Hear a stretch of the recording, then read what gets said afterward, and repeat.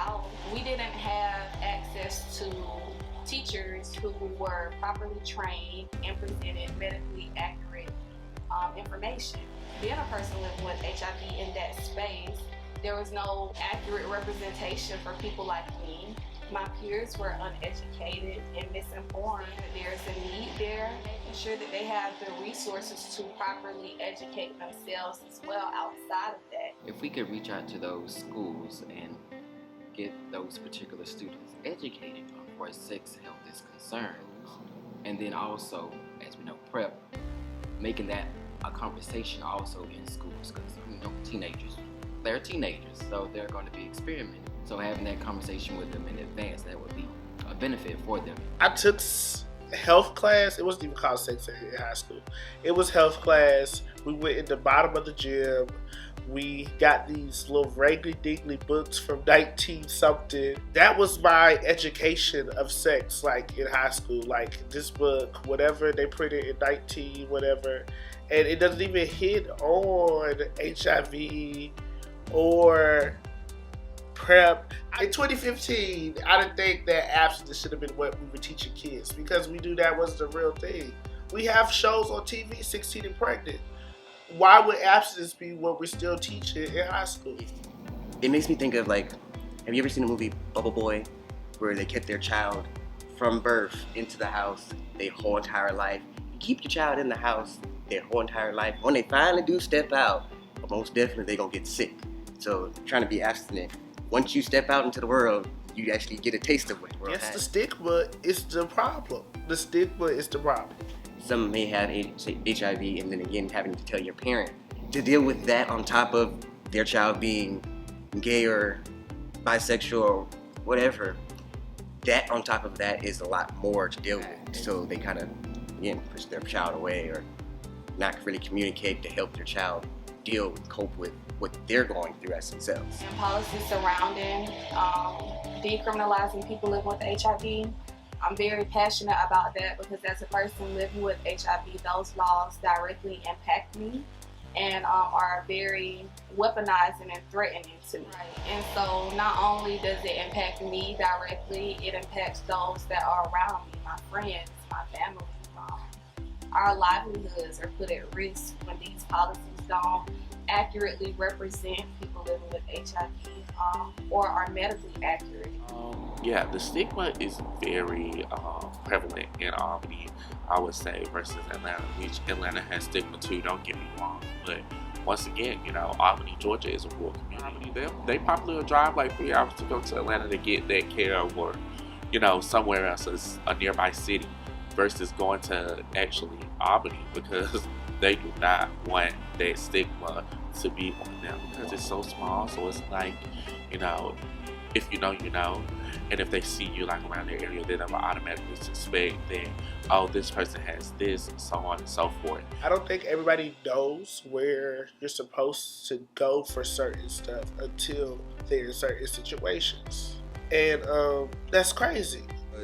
I know from a personal experience, I actually went to the doctor, and I was actually the person to educate the doctor on what steps that need to be taken in order to help resolve the situation that I was going through. But the gap just not only apply to those in the community. I feel like the gap also applies with knowledge to those who are actually helping us in our community at our doctor's offices. It was a big disservice to the people that are trying to get into care, and it was also discomfort. But I did have to go through those steps, is reaching back out to them, following up with them, making sure that they are following up with me, making sure all of these things. And I felt like it was a task after task after task.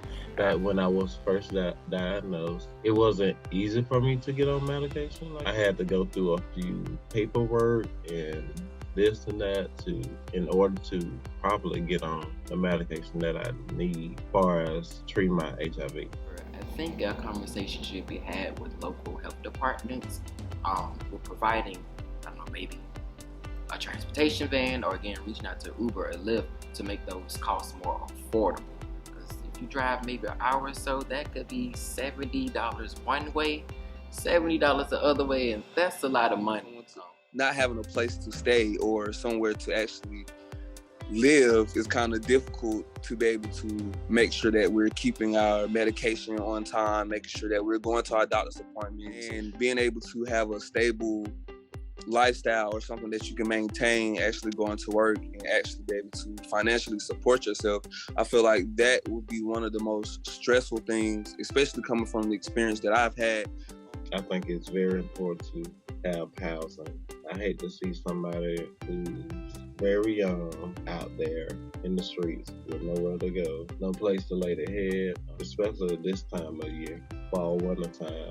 With housing, whether you are working a 9 to 5 or you are struggling to, maintain a 9 to 5, everyone wants to have a roof over their head and, to have the warmth in the winter and the AC in the summer.